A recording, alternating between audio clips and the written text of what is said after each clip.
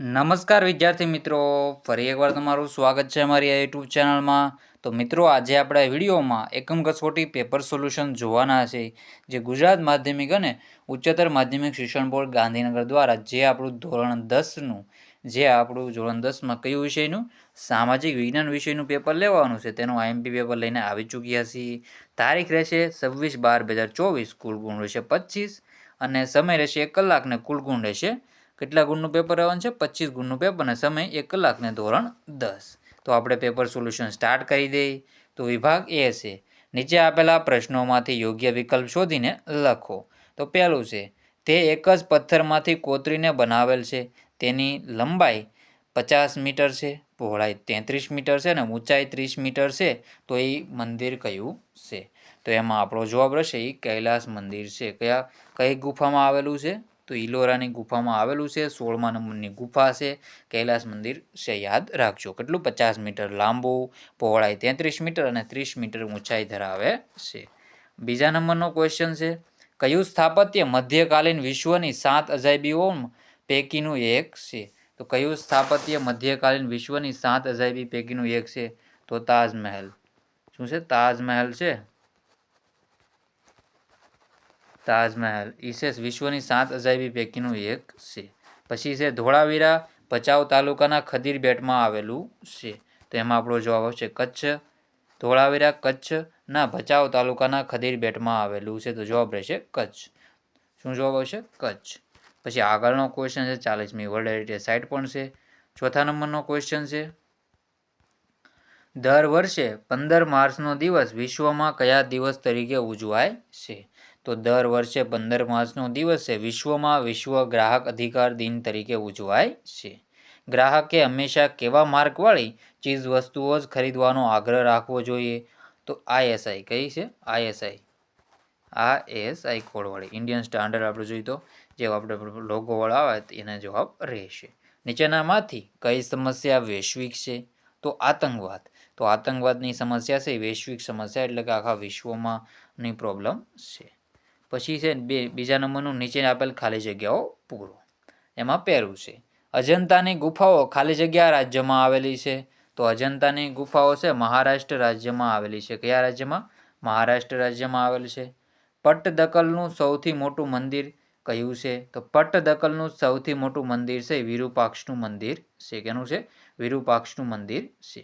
ખડકોમાંથી લોખંડ, તાંબુ, જસત, સોનું અને ચાંદી જેવા ખનિજો મળે છે. તો આગ્નેય ખડકોમાંથી લોખંડ, તાંબુ, જસત, સોનું વગેરે મળે છે. પછી આગળનો ક્વેશ્ચન છે, માનવીએ સૌપ્રથમ ખાલી જગ્યાની શોધ કરી હતી? તો તાંબાની શોધ કરી હતી. કેની? તાંબાની શોધ કરી હતી. પછી છે વિભાગ 2 છે, નીચે આપેલા પ્રશ્નોના 2-3 વાક્યમાં ઉત્તર લખો. પહેલું છે, ઇલોરાની કુલ કેટલી ગુફાઓ છે? કઈ છે?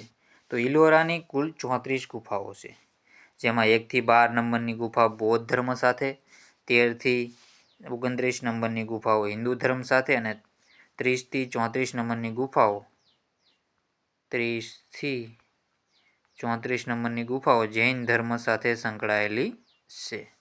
પછી છે, કોણાર્કનું સૂર્ય મંદિર ક્યાં આવેલું છે? તો કોણાર્કનું સૂર્ય મંદિર ઓડિશા રાજ્યના પુરી જગન્નાથપુરીમાં આવેલું છે. ક્યાં આવેલું છે?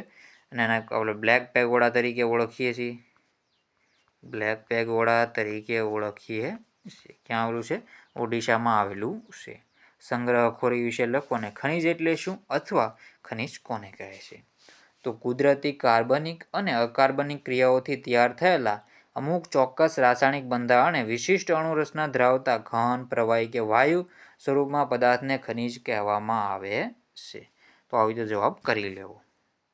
પછી આગળના ક્વેશ્ચન છે, નીચે આપેલા પ્રશ્નોના માગ્યા મુજબ ઉત્તર લખો. ટૂંક નોંધ લખો. મહાબલીપુરમ અથવા મહાબલીપુરમનો પરિચય આપો. તો મહાબલીપુરમ તમિલનાડુ રાજ્યના પાટનગર ચેન્નાઈથી 60 કિલોમીટર દૂર આવેલું છે. તે તેના ભવ્ય મંદિર સ્થાપત્યો અને દરિયા કિનારા માટે પ્રસિદ્ધ છે. દક્ષિણ ભારતના પલ્લવ રાજવી નરસિંહ વર્મન પ્રથમનું ઉપનામ મહામલ હતું. તેણે પોતાના ઉપનામ પરથી આ નગરનું નામ મહાબલીપુરમ રાખ્યું હતું. રાજવી નરસિંહ પ્રથમ મહાબલીપુરમાં કુલ 7 રથોનું નિર્માણ કરાવ્યું. તેમાંથી આજે અહીં 5 રથ મંદિરો હયાત છે. 2 રથ મંદિરો સમુદ્રમાં વિલીન થઈ ગયા છે. અહીં આજુબાજુના ખડકોમાંથી બનાવેલા અન્ય મંદિરો પણ છે.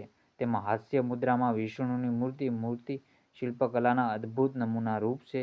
અહીં મહિષાસુરનો વધ કરતી દુર્ગા દેવીની મૂર્તિ પણ જોવાલાયક છે. ગ્રાહકના અધિકારો કયા કયા છે?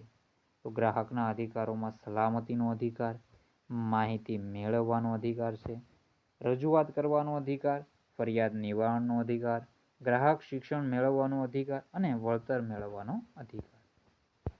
પછી આ બધું ગેરવ્યાજબી જીવન જરૂરી સેવાનું બધું જોઈ લેવું. ચૂનાના પથ્થરના ઉપયોગો જણાવો. તો ચૂનાના પથ્થરનો ઉપયોગ મોટાભાગે સિમેન્ટ ઉદ્યોગમાં થાય છે. સિમેન્ટ બનાવવા અને મકાન બાંધકામમાં થાય. તે લોખંડને પીગાળવાની ભઠ્ઠીમાં, રાસાયણિક ઉદ્યોગોમાં પણ વપરાય છે. આ ઉપરાંત તે કાચ, કાગળ, રંગ ઉદ્યોગો, ખાંડના શુદ્ધિકરણમાં તથા ચૂનો, સોડા એશ, સાબુ વગેરેમાં ઉત્પાદનમાં વપરાય છે. આજે બિનપરંપરાગત ઉર્જા શક્તિનો ઉપયોગ શા માટે વધી રહ્યો છે? તો આનો જવાબ પોઝ કરીને તમે વાંચી લેજો.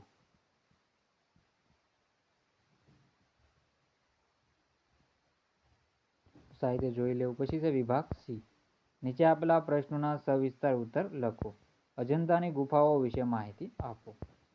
તો અજંતાની ગુફા વિશેની માહિતી સાહિત્ય વાંચી લો. મહારાષ્ટ્રના ઔરંગાબાદ જિલ્લાના, અત્યારે નામ સંભાજીનગર છે, ગામ પાસે વાઘરા નદીના કાંઠે આ અર્ધગોળાકાર ઉભેલા સહ્યાદ્રી પર્વતના એક ભાગને કોતરીને ઘોડાની નાળ આકારે બનાવવામાં આવી છે. હાલમાં અજંતામાં 29 જેટલી ગુફાઓ ઉપલબ્ધ છે. ઈસવીસન 1819માં અંગ્રેજ કેપ્ટન જ્હોન સ્મિથે વિસરાઈ ગયેલી અજંતાની ગુફાઓને પુનઃસંશોધિત કરી હતી. વાસ્તુકલાની દ્રષ્ટિએ અજંતાની ગુફાઓ મહત્વની છે. અજંતાની ગુફાઓને 2 ભાગમાં વહેંચી શકાય છે: ચિત્રકલા આધારિત ગુફાઓ અને શિલ્પકલા આધારિત ગુફાઓ. બાકી માહિતી તમે સાહિત્ય વાંચી લો અજંતા ગુફા વિશેની. ચૈત્ય વિહાર છે 9, 10, 19, 26, 29 છે વિશે કઈ છે? ચૈત્ય છે. બાકીની વિહાર ગુફા માહિતી વાંચી લો. પછી છે આતંકવાદની સામાજિક અસરો જણાવો. તો આતંકવાદની આ સમાજની સામાજિક અસરો છે એ પણ સાહિત્ય તમે જોઈ. તો ધીરે ધીરે હું સ્ક્રોલ કરું છું, પોઝ કરીને વાંચી લેવું. પછી છે ખનિજ તેલ વિશે વિસ્તારપૂર્વક માહિતી આપો.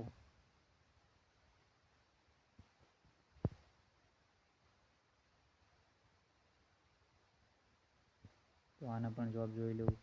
ખંભાતના અખાતમાં મળે. અરબ સાગરમાં બોમ્બે હાઈ, ગુજરાત અને અસમમાંથી તથા થોડા પ્રમાણમાં આંધ્રપ્રદેશ, તમિલનાડુ, અરુણાચલ પ્રદેશ વિસ્તારમાંથી ખનિજ તેલ મેળવવામાં આવે. જો આ બધાના વિસ્તાર છે 5. ઉત્તર પૂર્વના તેલ ક્ષેત્રો અરુણાચલ પ્રદેશ આજુબાજુના, પછી એના અસમ ને અરુણાચલ પ્રદેશ. પછી ગુજરાતના તેલ ક્ષેત્રો અંકલેશ્વર આજુબાજુ, આંધ્રપ્રદેશ, બોમ્બે હાઈના છે, પછી પૂર્વ કિનારાના તેલ ક્ષેત્રો અને રાજસ્થાનના તેલ ક્ષેત્રો. એના ઉપયોગો છે એ પણ સાહિત્ય જોઈ લો.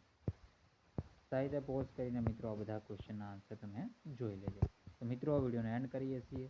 જય હિન્દ, જય ભારત.